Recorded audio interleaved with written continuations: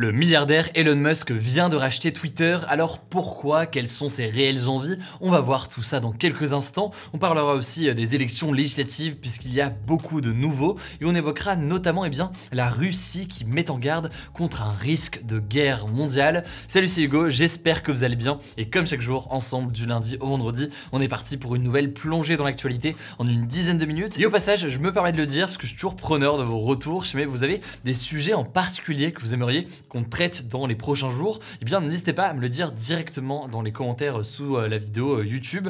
Forcément, on a pas mal de choses. L'actualité est généralement plutôt chargée en ce moment, mais je suis toujours preneur de savoir si j'ai des sujets selon vous que vous aimeriez qu'on traite davantage, donc n'hésitez pas à me le dire. Sachant que pour votre information, demain par exemple, on parlera des régions du monde qui pourraient devenir inhabitables d'ici 2050 à cause du changement climatique. Ça fait écho notamment à l'actualité et aux chaleurs extrêmes en ce moment en Inde. Et on commence donc avec le sujet à la une aujourd'hui. Le milliardaire et entrepreneur américain Elon Musk va racheter Twitter et donc on va essayer ensemble comme ça de comprendre les ambitions qui se cachent derrière tout ça. Alors pour refaire un petit peu l'origine de son parcours, Elon Musk c'est donc un entrepreneur originaire d'Afrique du Sud, devenu citoyen canadien et américain, qui a fait fortune en créant d'abord une banque en ligne X.com, qui a ensuite fusionné avec une autre entreprise pour devenir PayPal. Actuellement, il est le PDG de la société spatiale SpaceX, mais aussi le directeur général de Tesla. Il est aussi le fondateur de The Boring Company, une société de construction de tunnels,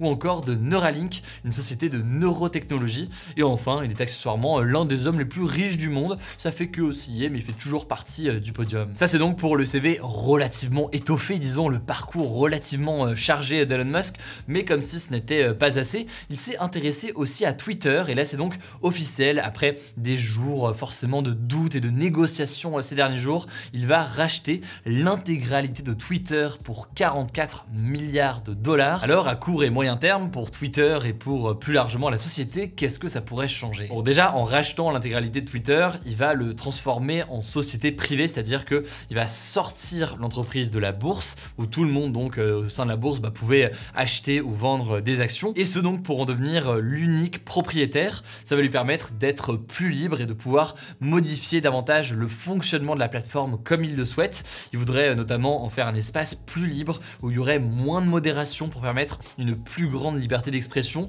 puisqu'il considère que c'est, je cite, le fondement de la démocratie. Et par ailleurs, au-delà de la question de la modération, sur des sujets plus légers, il pourrait finir par mettre en place un bouton modifié sur les tweets. C'est quelque chose qui fait beaucoup débat depuis des années sur Twitter, et donc ça pourrait finir par arriver, la possibilité de modifier le contenu des tweets. Elon Musk est donc ce que l'on appelle un libertarien, donc il rêve d'une société où l'État intervient le moins possible et donc avec notamment une liberté d'expression totale ou alors quasiment totale. C'est notamment pour ça qu'il voudrait qu'il y ait le moins de modération possible sur Twitter. Et pourtant, Twitter va quand même devoir respecter certaines lois. Il y a quand même des lois qui existent dans les différents pays, peu importe d'ailleurs la vision d'Elon Musk. En effet, à l'échelle européenne par exemple, il y a une nouvelle législation qui vient d'être adoptée. Je vous en ai parlé d'ailleurs, c'était sur Instagram ce week-end dans les actus du jour. C'est en fait un règlement, le Digital Services Act, qui va obliger les plateformes, entre autres donc, à mieux lutter contre la haine en ligne ou encore à mieux lutter contre la désinformation, sous peine de payer de lourdes amendes. Donc si jamais ce règlement est réellement appliqué à l'échelle européenne, ça pourrait rentrer en conflit avec la vision portée par Elon Musk. Ça, c'est donc pour ce qui est de Twitter en tant que tel. On voit bien que la vision libertarienne d'Elon Musk s'inscrit dans tout ça, mais en réalité ce rachat de Twitter s'inscrit aussi dans une vision beaucoup plus large pour l'entrepreneur américain. En effet, Elon Musk est à la tête de plusieurs entreprises assez majeures, dont SpaceX qui travaille maintenant avec la NASA, ou encore Neuralink qui a pour ambition de créer donc des implants cérébraux pour commander des ordinateurs par la pensée. Or, être propriétaire de Twitter pourrait aider Elon Musk à faire des avancées sur certaines choses. Dit comme ça peut paraître assez bizarre, mais en réalité, on peut imaginer que c'est aussi un levier d'influence important, un levier quasiment politique en fait pour Elon Musk, de la même façon qu'un certain nombre de milliardaires sont propriétaires de médias, de journaux ou autres.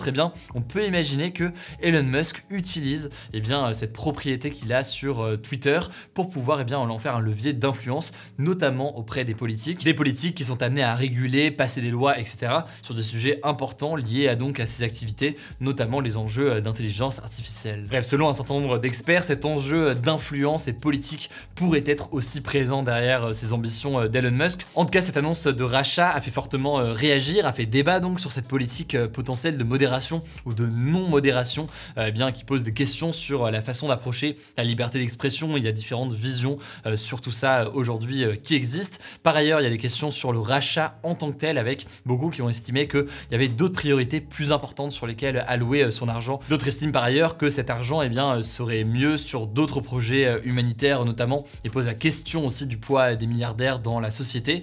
Bref, beaucoup de débats, beaucoup de réactions. En tout cas, le fondateur de Twitter, Jack Dorsey, a salué ce rachat du réseau social. Il estime que c'est la seule solution en laquelle il a confiance pour le futur de Twitter.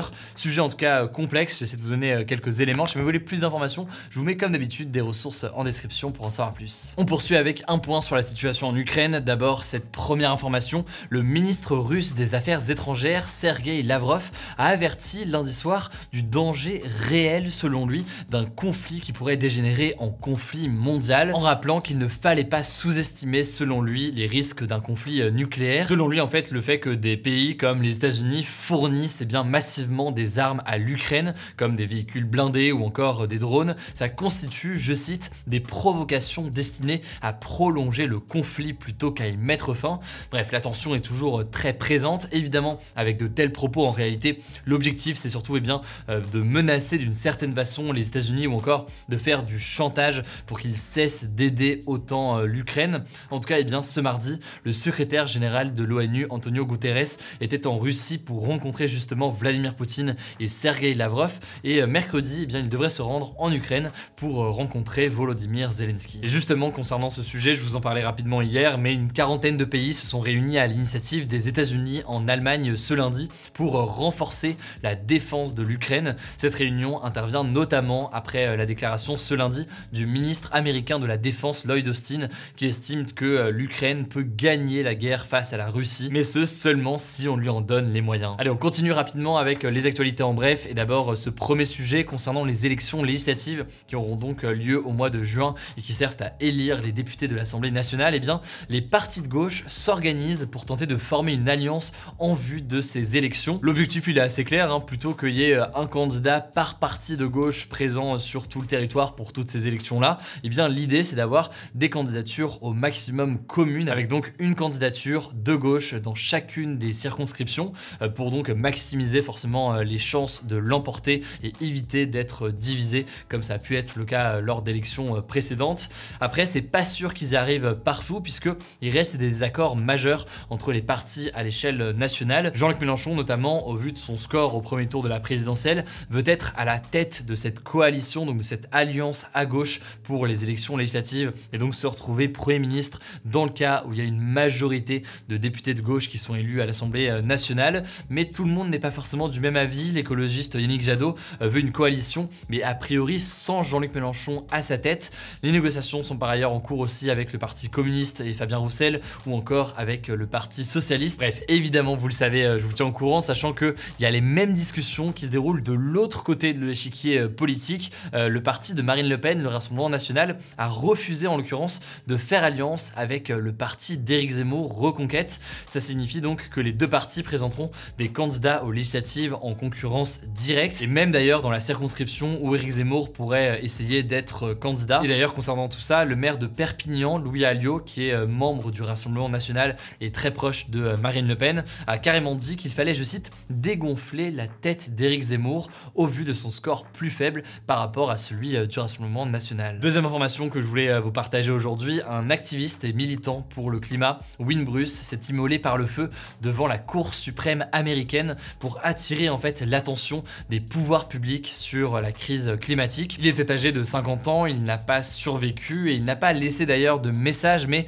le lieu n'a pas été choisi au hasard, puisque c'est une institution très puissante aux États-Unis, contrôlée aujourd'hui par les républicains, donc les plus conservateurs, qui a notamment rendu fin février un jugement qui affaiblit l'agence en charge de la protection de l'environnement. Et par ailleurs, la date non plus n'est pas anodine, puisqu'il a réalisé son geste vendredi, le jour de la journée de la Terre. Ça me semblait donc important de le mentionner aujourd'hui. Enfin, dernière information pour terminer, là aussi concernant les sujets environnementaux, l'Union européenne a dévoilé un plan pour interdire plusieurs milliers de substances toxiques pour la santé ou encore l'environnement d'ici d'ici à 2030. Alors je vais pas rentrer dans les détails sur tout ça, mais en gros, ce plan va permettre d'interdire plus facilement les produits toxiques que jusqu'ici. Si vous voulez plus d'informations, eh bien je vous mets un lien directement en description. Alors c'est assez incroyable, mais il y avait un débat hier, figurez-vous, c'était le suivant. Faites-vous confiance à Emmanuel Macron pour le quinquennat à venir? Vous êtes une très large majorité à avoir voté non et à ne pas faire confiance